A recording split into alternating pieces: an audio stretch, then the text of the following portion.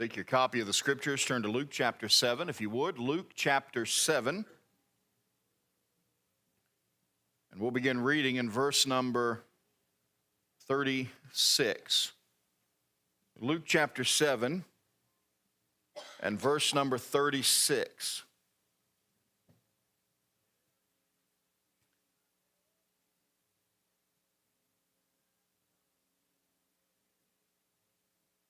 And one of the Pharisees desired Jesus that he would eat with him. And he went into the Pharisee's house and sat down to meat. And behold, a woman in the city, which was a sinner, when she knew that Jesus sat at meat in the Pharisee's house, brought an alabaster box of ointment, and stood at his feet behind him, weeping, and began to wash his feet with tears, and did wipe them with the hairs of her head, and kissed his feet, and anointed them with the ointment.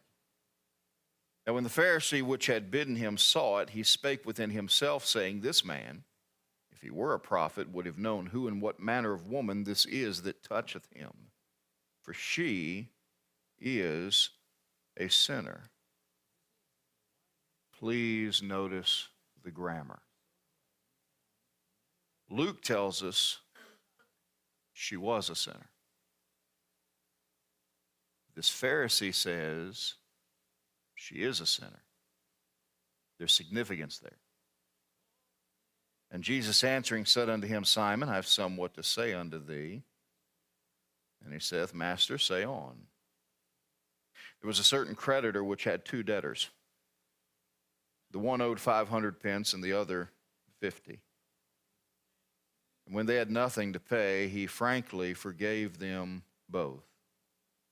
The word frankly means graciously and fully. Therefore, which of them will love him most? Simon answered and said, I suppose that he to whom he forgave most. And he said unto him, Thou hast rightly judged. The message does not cover that parable that Jesus tells. That's a message in and of itself. If we forget how much Jesus forgave us for,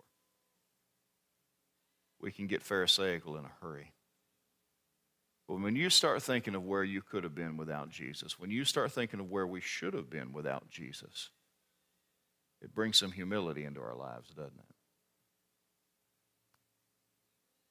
Verse 44, he turned to the woman and said unto Simon, Seest thou this woman? I entered into thine house. Thou gavest me no water for my feet, but she hath washed my feet with tears, and wiped them with the hairs of her head.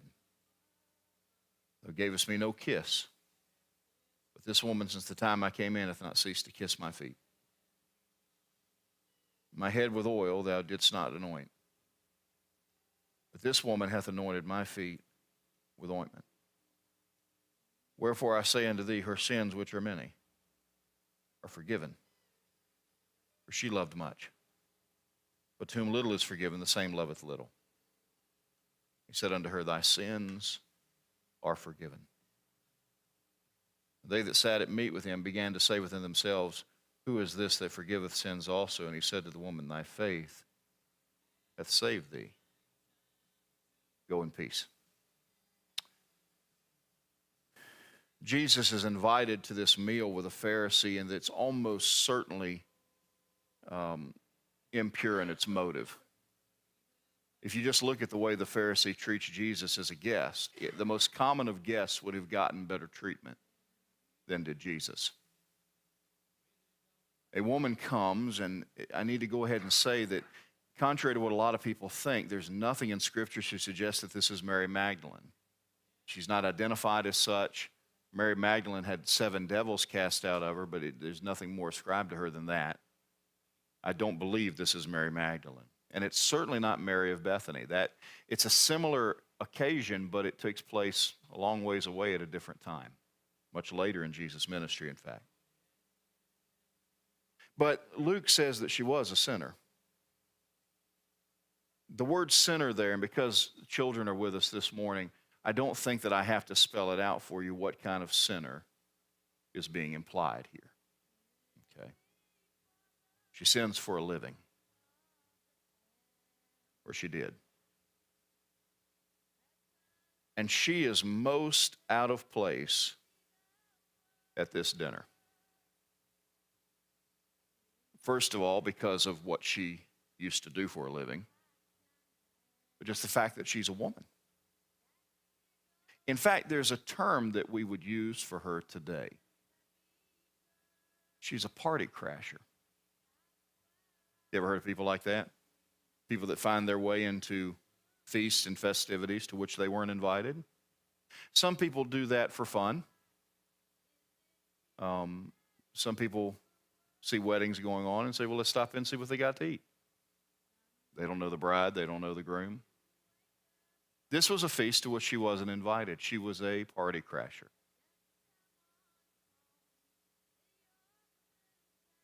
But how does she have access? Well, something that I learned just in studying for this is a lot of times, especially Pharisees, would have these feasts outdoors in their courtyard. Because when you have a high-profile guest, you want to make sure that everybody in the neighborhood knows who's there. You know? You want to be able to make sure that everybody knows that you walk in high circles. And if Jesus turns out to be somebody that he can get behind, he wants it to be known early on that, they were tight. So they'd have these things outside. Like yesterday when we were at the youth meeting, Brother Paulie and I sat and talked for a good while, and I looked at one of the teenagers, I forget which one, I said, aren't you impressed? I know big-time people. They were not.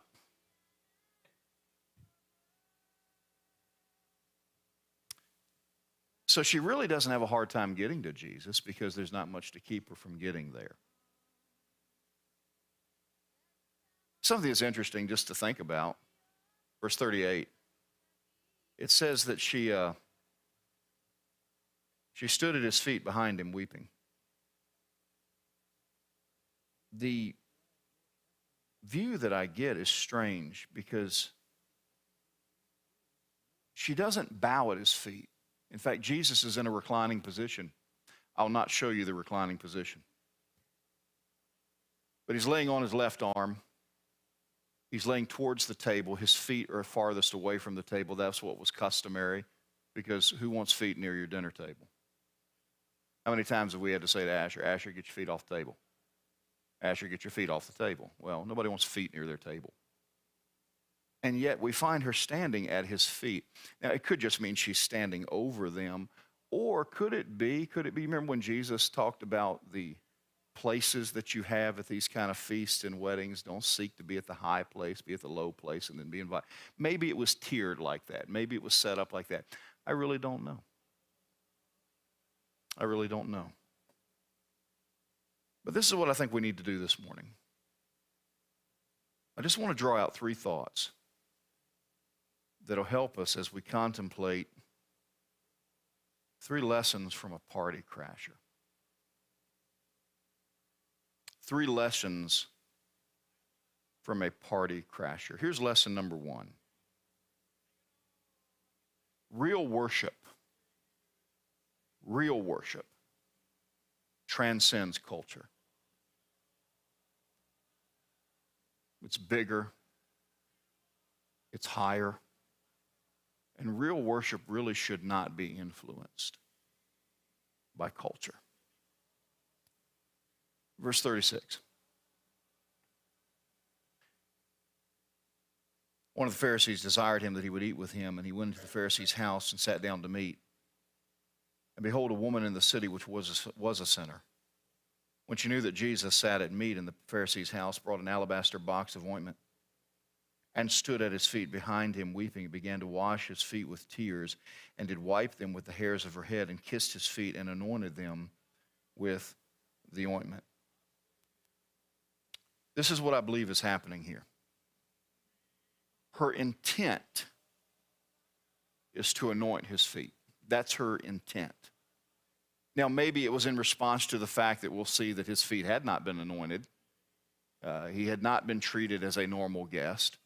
I don't know why, but her intent was to anoint his feet.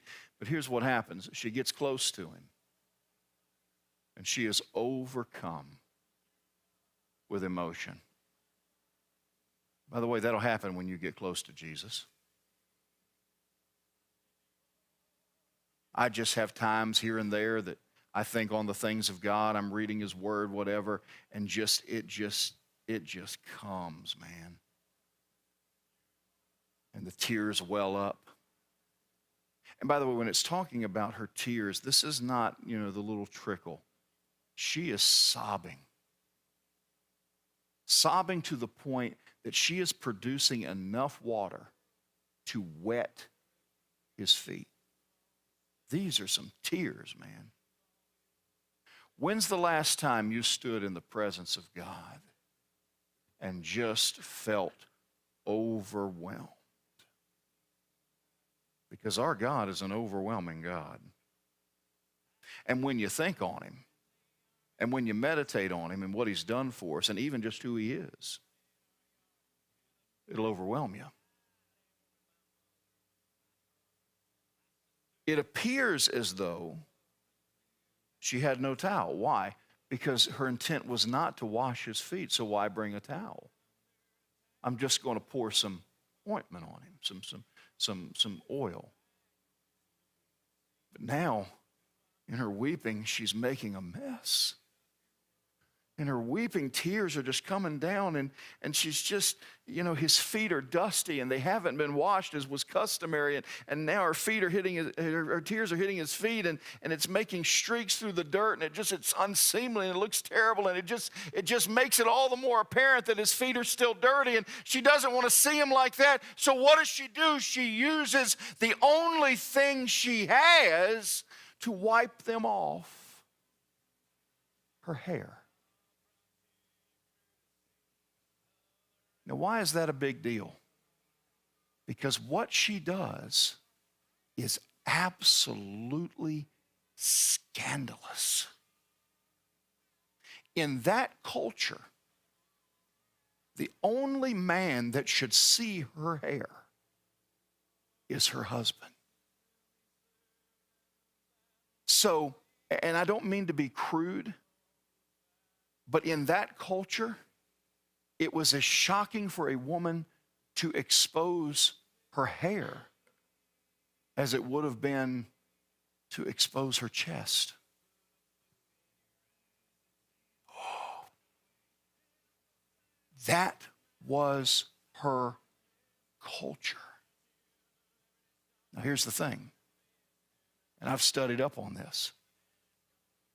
There's nothing in the Bible that prohibits a woman from showing her hair. It's not there, Old Testament or New. In fact, I was reading in some writings by Orthodox Jews, not Christians, Orthodox Jews about this subject. And they readily admit there is no what they call Mosaic prohibition against displaying one's hair. It is a tradition passed down for the sake of increased modesty. What am I telling you? It's not Bible, it's tradition, it's culture.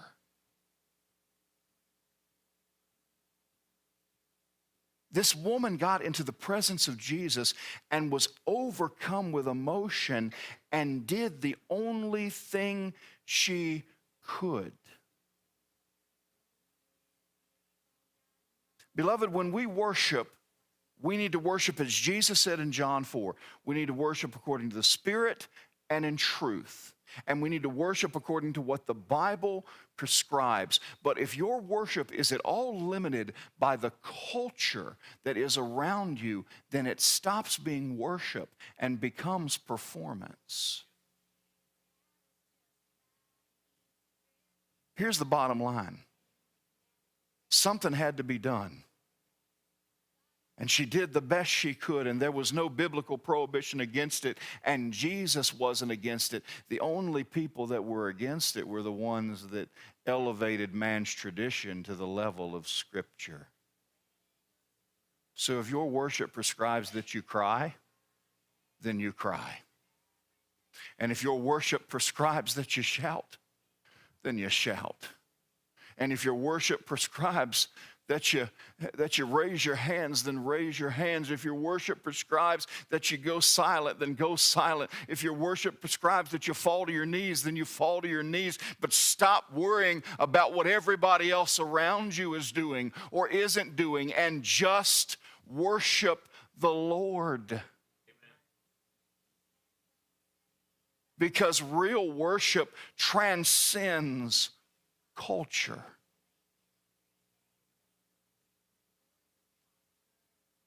We learned that from a party crasher. Number 2, we learned that what Jesus says is all that matters. What Jesus says is all that matters. Verse 39. Now when the Pharisee which had bidden him saw it, he spake within himself, saying, This man, if he were a prophet, would have known who and what manner of woman this is that toucheth him, for she is a sinner. Luke identified the woman as a sinner in the past tense, but the only person identifying her as a sinner in the present tense is this Pharisee.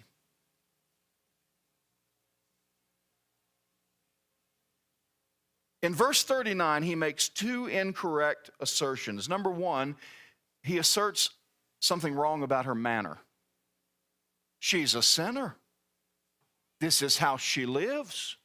This is what she does. And we're going to find out that he was wrong. But let me tell you what else he does. He asserts something wrong about her motive.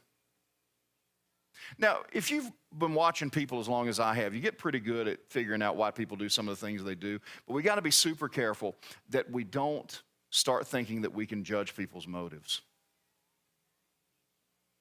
I may be right about their motives, but I can't act on it.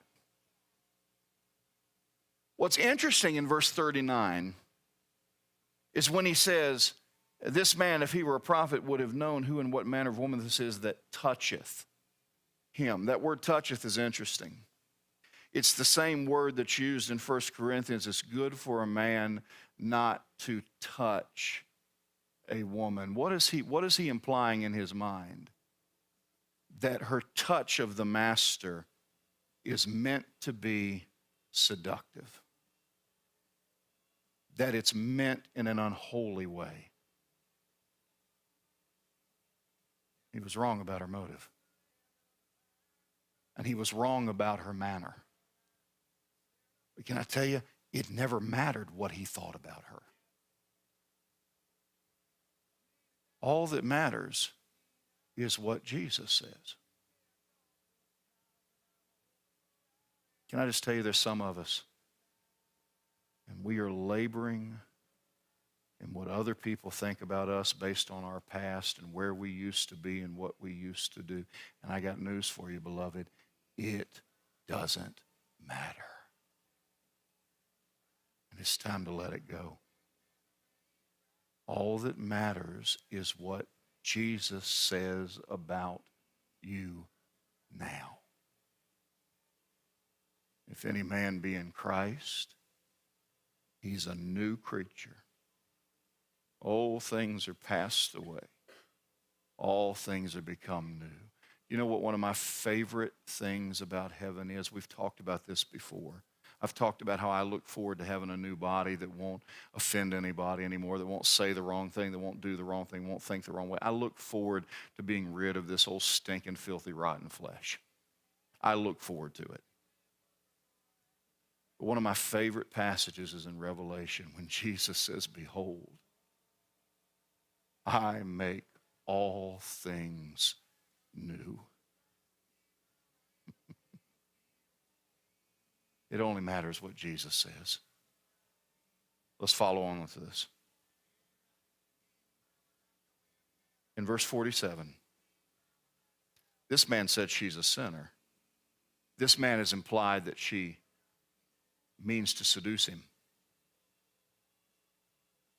He says in verse 47, wherefore I say unto thee, her sins, which are many, are forgiven. For she loved much. But to whom little is forgiven, the same loveth little. And he said unto her, thy sins are forgiven. You say, well, okay, but that still doesn't tell me that this man was wrong. He's just forgiven her sins. That's not what it says. I've told you before that what's really, really helpful is if you can get some understanding of how Greek tensing works. Now, that doesn't mean that everybody has to go out and take Greek, okay? Frankly, that's what you pay me for. You pay me to help you understand this stuff, okay? I'm not trying to be all clergy. You can't possibly No, it's real easy to understand. Real easy, okay? The tensing that he uses here is not easily translated into English. But this is the tensing. You ready? It's perfect indicative passive. Here's what it means. It means something. Y'all aren't going to get excited about this, but I am. Something that was completed in the past that still has continuing results. Oh, he must be talking about the cross. No, he hasn't gone to the cross yet. What he's saying is, when he says you are forgiven, he's saying this has already taken place and it's still in effect. Well, that doesn't match up with English. Oh, yes, it does.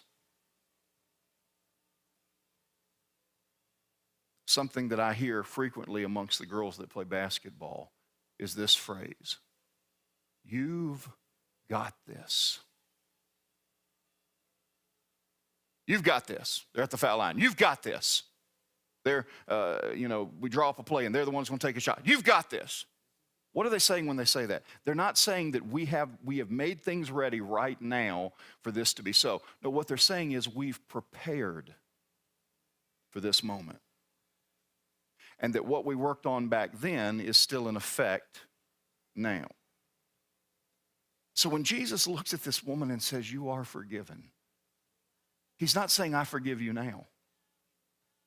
He's saying at some point in the past, you and I already met. And you asked me for forgiveness. And I gave it to you. And I haven't changed my mind. You say, she met him in the past? Yeah. How do you know?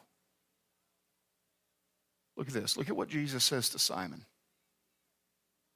He says in verse number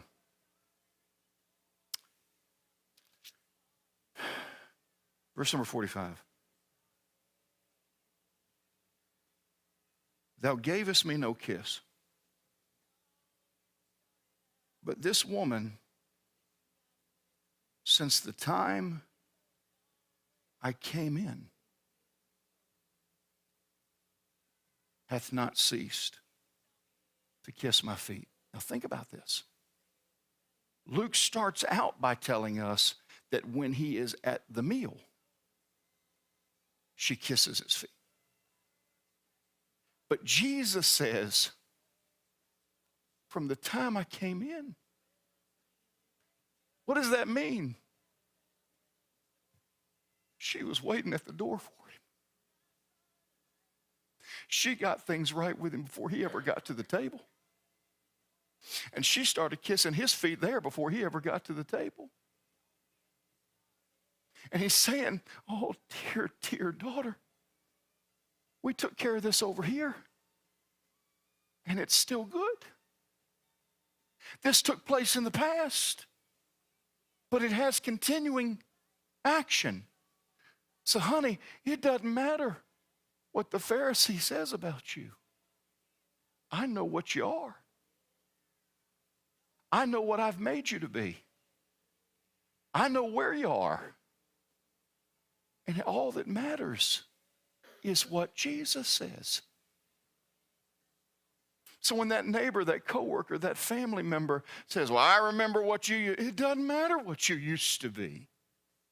All that matters is what Jesus says you are now. By the way, can I just give you, this should have been its own point, but it's just something to think about.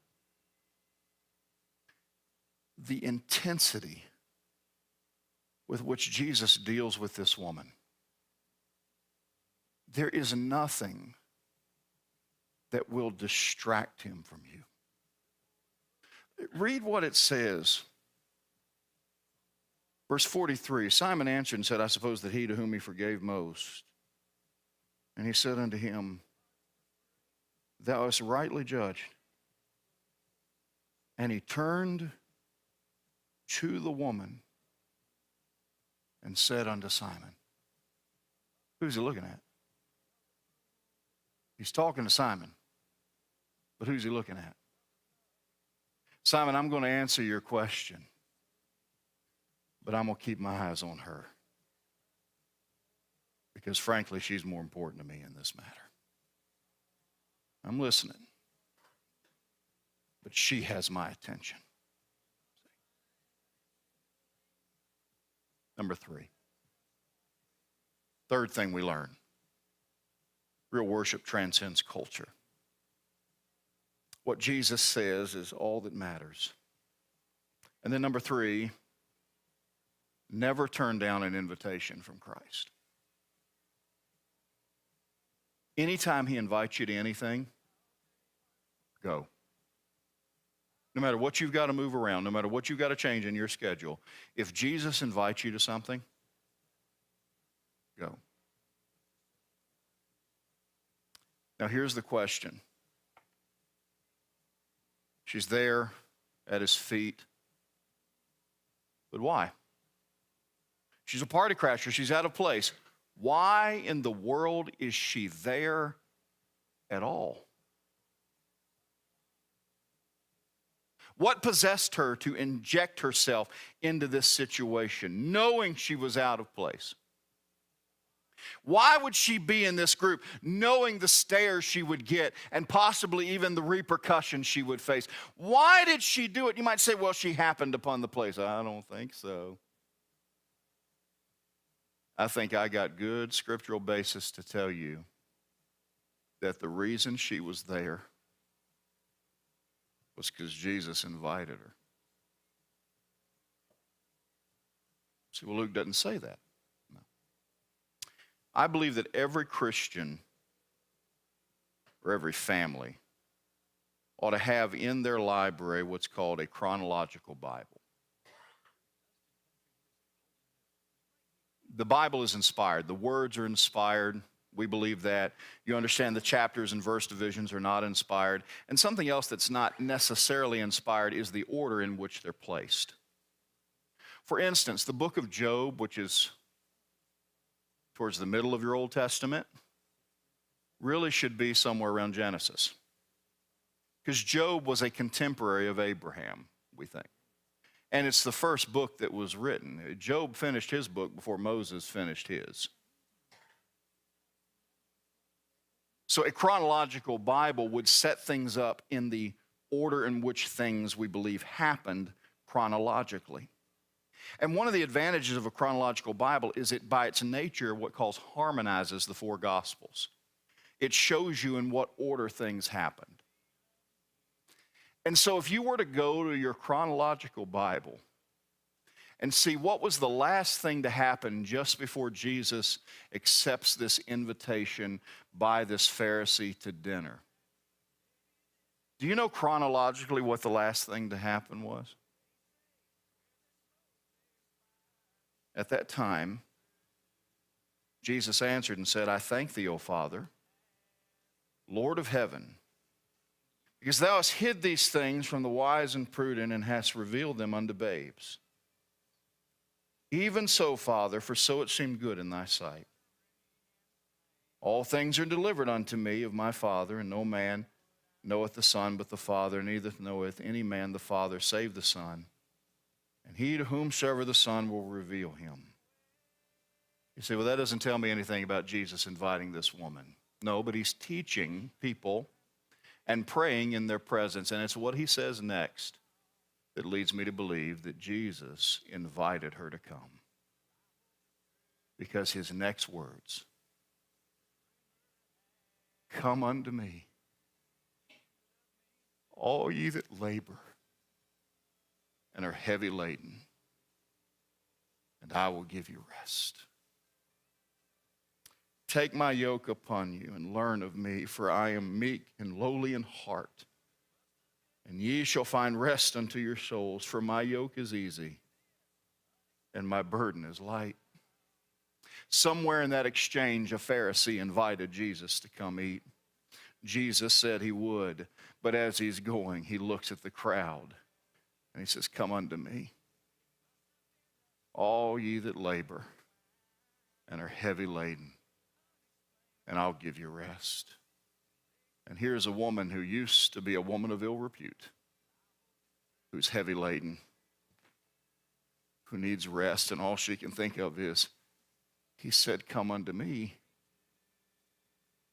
all. So as far as she was concerned, Jesus meant what he said. And she was there by invitation. Because she understood something that probably nobody else understood. The Pharisee wasn't the master of that house. Jesus was.